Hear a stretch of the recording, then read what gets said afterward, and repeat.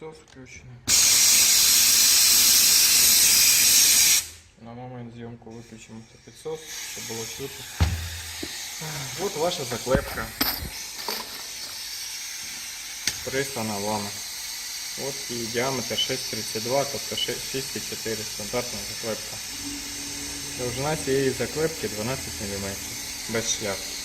Як показують німці, да, тобто ця заклепка розрахована на товщину від 3 до 6 мм. От зараз перевіряємо. Одна шайбочка у нас 1,55. Тобто дві шайбочки це вже у нас більше 3 мм. Перевіряємо, чи інструмент при тиску, як показати, 6 бар заклепає заклепку з першого разу. Ось ваш інструмент, дивіться, 402-120, ваш номер. Інструмент заклепав абсолютно. Так, поставимо колбу, щоб вилітали у нас заклепки наші. Так. Зараз поставимо одну, товщина 1,5 мм. Дана заклепка не заклепається, тому що ходу штока інструмента не вистачає. Бачите?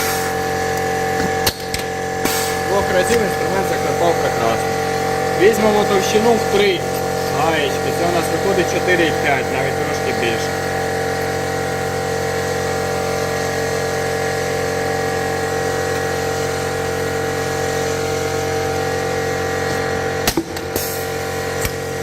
Знову закривав з першого разу.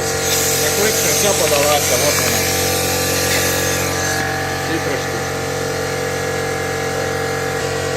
Зараз заклепаємо всю вашу заклепку на швидкість, що ви там зробили.